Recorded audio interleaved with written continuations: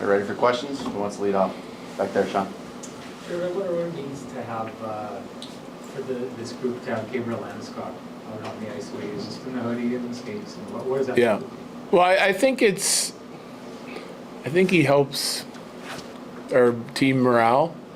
Like, Landy's just a great person, player, sort of an extension of the coaching staff, a guy that anyone on our team can go to and lean on with any sort of issues. He has a really good understanding of our overall team concept, game, attitude that we want to have.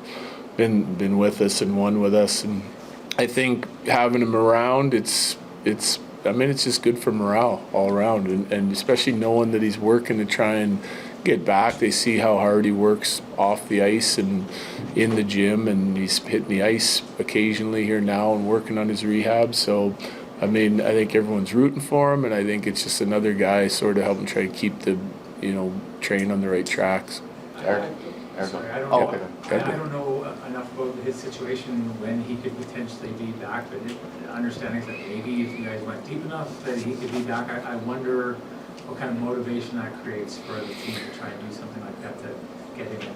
Yeah, that would be an ideal situation for us, if we were able to continue to advance and that he'd be able to get back in. We don't know that that's the case. But we've got a lot of motivation as a team, like we've got guys that have won that want to do it again. We've got guys that haven't. We've got guys like Zach Parise in our room that are, coming out of retirement to play for a chance to win. So I think you go through the group, everyone has their own personal motivation, but as a team we've got a lot as well. So, but that's certainly another piece of it.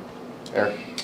How much did game one kind of prove to your group to what extent speed can be an advantage for your team in terms of the pace of play? I think we've known that and identified that as part of our team identity for the last few years now, playing as fast as we possibly can with good execution. And never hurts. There's no coach out there that's going, let's play a little slower and slow things down, that's not trying to get ahead of the other team's structure. So I think it's, for me, it was just more that we hadn't played the Jets the way we can play since the start of the year, you know what I mean? So every opponent, there's going to be some sort of feeling out process. You want to go and play your game to the best of your ability and see where it takes you, and then make adjustments along the way after that. So I thought we did that the other night to a certain extent, and we'll have to be better than we were the other night to win. But I think there's a lot of positive signs and things we could take out of that game to say, just keep doing some of the things that we were doing and fix some others. Jesse, then Corey. Coach, is this, you guys played a way that you want, but you don't get the result in game one. Is this already where the experience and having been through this kind of gauntlet starts to come in? Can't hurt. Yep, can't hurt. Corey? We talked about Ross Colton in that line a little bit yesterday, but Miles Wood is a guy who maybe didn't have the best personal experience in his previous playoff runs. I'm just wondering what you thought of him as kind of an extension of what you guys have seen from him going here. I thought he was great. Yep, physical, involved, hard at the net. Even that one that was on the delayed penalty, thought it was a quick whistle. There's an opportunity again to score that goal. I thought that line was really effective. They were involved right from the drop of the puck. Their details were good. They checked hard. Like I said, the physicality is part of their game. Those guys, they got a little grit and sandpaper to the game, and I thought they played their games to the best of their ability the other night. I love to see them repeat that performance. Kyle? You mentioned that Georgiev was like the rest of the team. Everyone's got to really turn the page mentally. Just, did you have a chance to chat with him this morning and just get a feel for what his mindset's like today? Yep.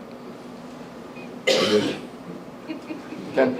Jared, what went into the decision to swap out the goaltenders, Prosvetov coming in for home, and is there anything new? Well, he's a more experienced guy. He played well for us at times when he was up here, and since he's gone down, he's really played well for the Eagles and given him a chance. But they were playing the other night in a big hockey game, for our American League team, and that's part of it. We want our guys that are down with the Eagles to have an experience that's really important. They're trying to win. We're trying to help them win, just like they're trying to help us win, right? So he's been their guy down there. They're playing an important series, trying to get home ice for the playoffs, so we left him there, and now they've done that, and so now we need a goalie up here, so we brought him up. Yeah, what's the latest on Anna and anything? No, he's still sick. Thank you. Go ahead.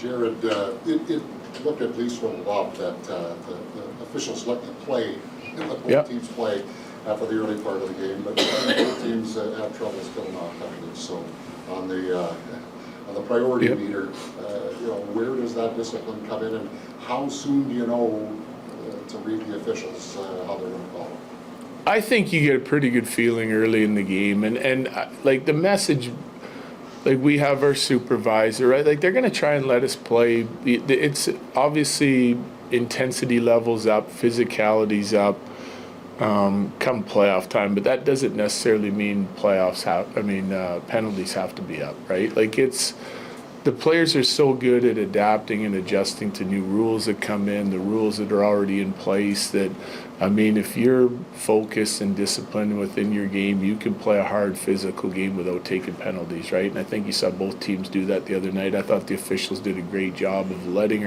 the players decide the game. You're always going to have a call or two that you would like either way during the game, but unless it's something egregious or taking away a scoring chance, I thought they did a nice job. The game had an intensity level that was really high all the way through it. There was a physicality to it, and it made for a super exciting hockey game without just like racking up penalties on both sides of it. I think if you earn a penalty and you beat someone, you get into a scoring area and someone takes it away with a stick or whatever it is, and then those got to be called, They have to call the game that's played in front of them, but I thought players on both teams did a nice job staying disciplined. Last two, Tracy, then Evan. So just curious if Gerard's going to be able to come back tonight for you. Yeah, we'll see. Evan. Focuses over last year was bringing some bigger forwards up front. Are you happy with how you guys handled the physicality in the first Yep. game? Yeah, I was. Okay, thank you, Jared. Yep, thank you. Thank you. Thanks, Brandon. Yep. Brandon?